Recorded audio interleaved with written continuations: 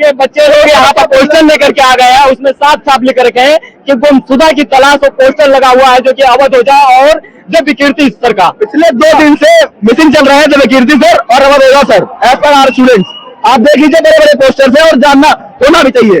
सिर्फ रील बनाने के लिए, ज्ञान देने के लिए, मोटिवेशन के लिए आपको कोई पैसा नहीं देता है, पढ़ाने के लिए होता है, बच्चे लोग खड़े होने के लिए देता है। बहुत सारे टीचर्स आए हैं, मैं नाम नहीं ले पाऊंगा, बहुत सारे आतिश माथुर सर हैं, अमित सर हैं, बाजीराम के साथिक सर हैं, अक्षय सर, कई लोग आए हैं। इन लोग इतने बड़े इंडस्ट्री के होने के बाद भी आ नहीं पाए अभी भी, ये सब चुप है, इनकी तरफ से कुछ भी बयान नहीं आया है। आप इस बात को पहुंचाइए उन तक, बताइए। आप उधर देख सकते हैं किस तरह का आक्रोश है बच्चों में।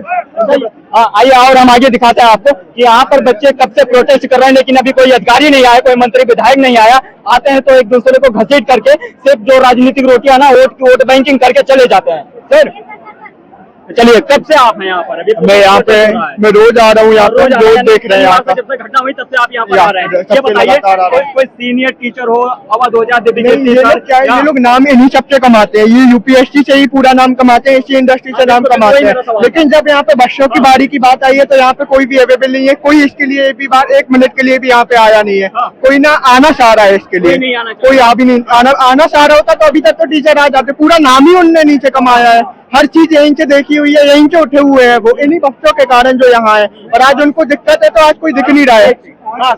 आज सुबह ओला सर के उससे ट्विटर हैंडल से वो वैसे नॉर्मल पोस्ट गए हैं, लेकिन इसको लेकर पोस्ट नहीं गया, इसको लेकर के पोस्ट नहीं अभी तक नहीं गया है। और जितने भी बड़ी कोचिंगें हैं वो अभी चल रही हैं। जैसे आज सुनने में आया है कि जैसे यहाँ की जो वाजीराम है वो बंद है, श्री राम बंद है, बट करोड़बाग की वाजीराम चली है। आज कोई क्लासेस ली गई है तो उन्हें बहुत ज्यादा फर्क नहीं पड़ रहा है।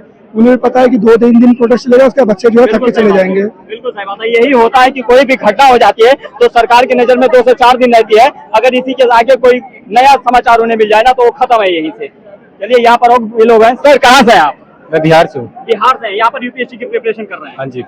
कब से यहाँ पर है दिल्ली के अंदर? मैं पटेल नगर में रहता हूँ। पटेल नगर में रहते हैं। ये बताइए, पटेल नगर में अभी कुछ दिन पहले सुनने में आया कि एक बच्चा जा रहा था जिसका प्रीलिम्स जो है फाइनल हो चुका था, मेंस का मतलब पेपर पास करके वो आईएएस बनने वाला था या आईपीएस, जो भी रैंक मिलता उसे, ठीक है। और उसका करंट लगने से, जो कि बिजली विभाग और एमसीडी की लापरवाही है बिल्कुल, उसकी वजह से उसकी मौत हो जाती है। इस पर क्या विचार है, क्या बोलना चाहिए? ये सारा सर एमसीडी वालों की गलती है। यहाँ पे पानी लगा रहता है, लोग 10 मिनट की बारिश दिल्ली नहीं झेल पा रहा है, ड्रेनेज सिस्टम के कारण पानी लगा रहता है, लोग उसको क्रॉस करने जाते हैं और उसमें करंट से मर जाता है। आज एक आईएएस को हम लोगों ने खो दिया, बेचारे 5 अटेम्प्ट दिया था, 1 अटेम्प्ट में उसका मेंस निकला है उसका। अब वो नहीं रहा, इसके जिम्मेदार कौन है? मतलब 1 अटेम्प्ट में मेंस निकल गया था? हाँ, प्री निकल चुका था, बेचारे ने 5 बार मेहनत किया था। उसका रिस्पॉन्सिबिलिटी कौन लेगा? सरकार होनी चाहिए, लेकिन ये निकम्मी सरकारें नहीं आएगी। अगर यही चुनाव होता, कहीं इनका प्रचार होता तो अपने 200-400 गुर्गे लेकर के 300 रुपए में जो दिहाड़ी पर लेकर के पहुंच जाते यहाँ पर। लेकिन यहाँ पर बच्चे मरे हजारों की संख्या में, यहाँ पर बैठे हुए हैं बिना कुछ खाए पिए, भूखे प्यासे सुबह। और ये रोड है, रोड पता है इस समय कम से कम 65 से 70 डिग्री इसकी टेम्परेचर है धूप की वजह से। इस पर बैठे हुए, एक चटाई तक भी नहीं है और कोई नहीं आ रहा अधिकारी। सर कहाँ से हैं आप? मैं बिहार से हूँ। बिहार से आप? हाँ, ये बताइए कि बिहार जो है यूपीएससी यानी कि आईएएस पीसीएस देने में नंबर 1 रहा है एक हिसाब से। डेफिनेटली। तो अभी क्या बीत रहा है बिहार के ऊपर? देखिए, केवल बिहार के ऊपर नहीं बल्कि बाकी स्टेट के ऊपर भी बीतता है, और खास करके स्टूडेंट के साथ। बिल्कुल बिल्कुल, ठीक है। अब देखिए, स्टूडेंट बहुत दूर दूर से आते हैं, 2500-3,000 किलोमीटर से यहाँ आते हैं स्टडी करने के लिए, और अपने माँ बाप को, अपनी फैमिली को छोड़ के आते हैं। लेकिन उनके साथ इस तरह से हादसा होता रहता है ना। आप ये पहली कहानी नहीं है, बल्कि इससे पहले भी कई घटनाएं घट चुकी है। मुखर्जी नगर, आप नेहरू विहार देखेंगे, फिर करोल बाग, पटेल नगर 4-5 दिन पहले भी घटना हुआ था। ठीक है, एक नीलेश नाम के लड़का जो कि प्री भी क्वालिफाई किया था, ठीक है, उनके साथ हो गया था। अब देखिए दिक्कत क्या है कि चाहे पीजी का मालिक हो या फिर कोचिंग का ओनर हो या फिर कोई भी हो, यहाँ के जो भी एग्जिस्टेंस में है ना, उनका बस अर्निंग से मतलब है। ठीक है, स्टूडेंट के ऊपर क्या बीतता है उनको कोई लेना देना नहीं है।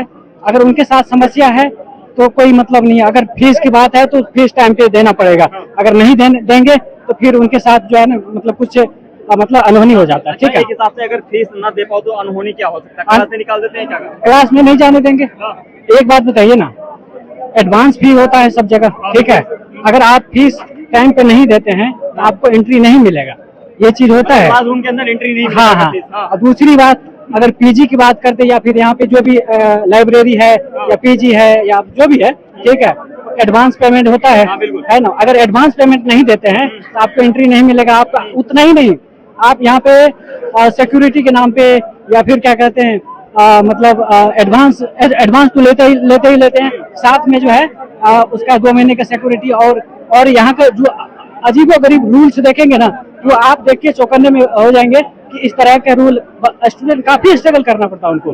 ठीक है कि जिनके पास समस्या है, मान के चलिए रेंट है तो चलिए ठीक है, अफोर्ड कर लेते कई स्टूडेंट, लेकिन जब सिक्योरिटी 2-2 महीने का, फिर है ना डीलर अलग से आप पैसे लेते हैं, ये सारे सिस्टम चल रहा है। और ये एक दूसरे के वजह से नहीं है, बल्कि एक दूसरे मैं आपको बताना चाहता हूँ कि जिस प्रकार से सर बोल रहे हैं कि अगर फीस लेट हो जाए तो कॉलेज के अंदर या इंस्टीट्यूट के अंदर एंट्री नहीं होने देते। मैं खुद बता रहा हूँ, मैंने खुद 2 यूनिवर्सिटी, हिमालयन यूनिवर्सिटी और मेवाड़ यूनिवर्सिटी से मैं खुद पास आउट हूँ।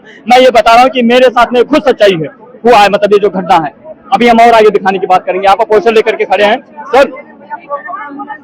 एक क्या नाम हुआ सर आपका? चलो उनसे बात कर लेते हैं। सर क्या नाम है आपका? दिवांश पांडे। दिवांश पांडे जी, ये बताइए यहाँ पर आप सब प्रोटेस्ट कर रहे हैं, कोई सीनियर टीचर हो या फिर कोई अधिकारी आया अभी तक? अभी तक यहाँ पे कल एमसीडी वालों की तरफ से आए थे, लेकिन हमारी ये डिमांड है, जिनको जनता चुन करके यहाँ भेजी है, चाहे एमएलए हो, चाहे एमपी हो, चाहे जो कमिश्नर वगैरह जो है प्रशासन में बैठे, वो आके हमसे जरूरत यहाँ बात करें। और जो हमारी यहाँ पे डिमांड है, जो यहाँ पे लिखी गई है, ये देख लीजिए आप, ये देखिए आप, ये जो हमारी डिमांड है ये सारी पूरी होनी चाहिए। देखिए आप,